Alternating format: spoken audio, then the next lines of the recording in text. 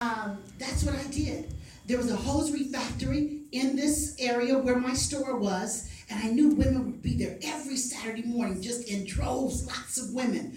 And they're so busy, they're like fighting in there to get these stockings. And so I decided that I would go stand in the hall. I mean, that really was beneath me, okay? That is like soliciting at the highest level. And I stood out in the hallway, and you guys, they were so rude. They were passing me up and down, up and down, up and down, just not even looking at me. I'm handing out my samples. And they just really were not that interested.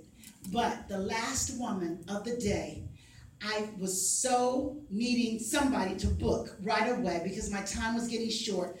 I walked down the steps. I remember it like it was yesterday. I walked down the steps. That was the longest set of stairs I ever knew in my life. Walked down the stairs and I said, I'd like to give you my card. She really wasn't interested. I went all the way to her car. I said, just take my card. Let me get your name and number. We have a wonderful line of products. Same warm chowder line I've been using for years, you guys. That line still works. She said, okay. And so she took my card.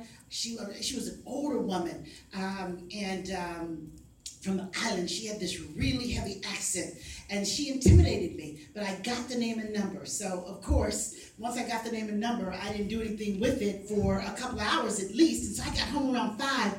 Guess who calls me? That woman. Before I could call her. And she said, I thought you were going to call me. I'm like, I was going to call you, okay?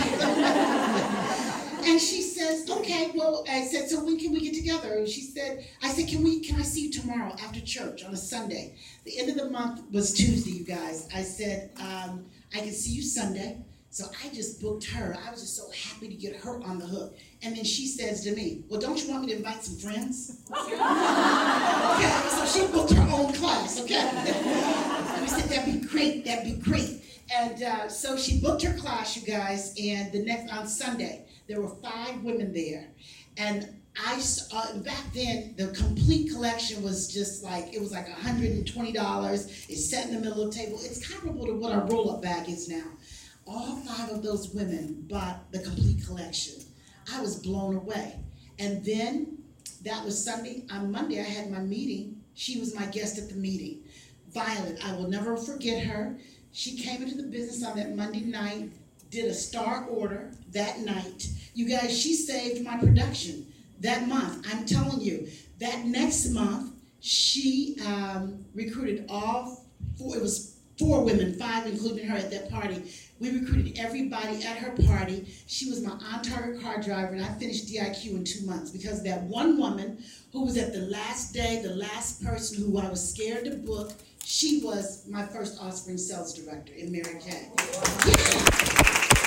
So we got to work to the last day, the last hour, the last minute. That would be tonight, right? So you're going to go out when you leave here after you see your guest today, and you're going to work with magnificence. You're going to believe that something great is going to happen. It's called an attitude of expectation. Attitude of expectation. Write that down. I will have an attitude of expectation today. Because what we're doing today is going to set us up for next month if you shut this national area down. I'm telling you guys, you are so ready. Christine is so ready to be a national sales director. You deserve to be represented right here with a national area. I mean, look at this room. You guys are on fire with desire. And let me just tell you why. I mean, I know you've heard all the reasons why.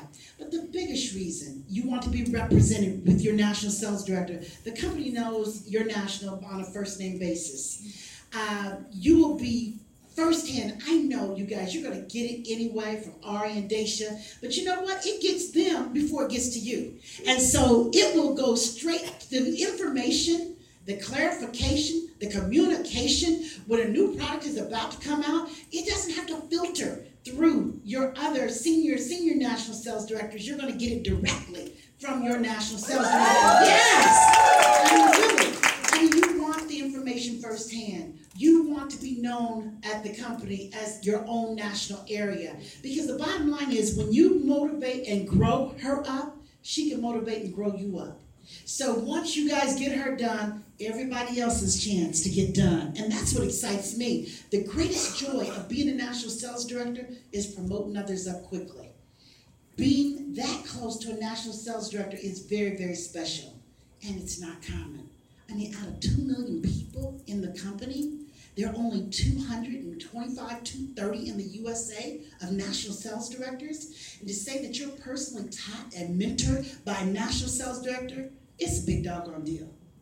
Look at your neighbor and say, it's a big deal. It's a big deal. It's a big deal. I mean, do you guys realize what a big deal it is to have that kind of communication and closeness to a big doggone deal? So the bottom line is, you guys, we got to wrap this up, get it done, and we can't do it without you.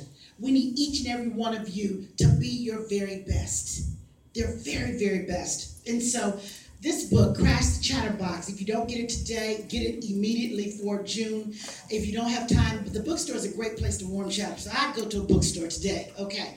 And the thing is, Crash the Chatterbox by Stephen Furtick. It is required to read it. Write it down. Crash the Chatterbox by Stephen Furtick. F-U-R-T-I-C-K. He's a pastor out of North Carolina. And basically, this book is about crashing the noise.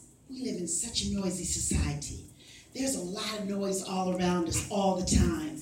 I mean, with Twitter, with Facebook, with Instagram, the news on 24/7. You guys, we got to cancel some of the noise. When you're an entrepreneur and you're highly driven and you're daring to dream, you want, what's the name of your national area?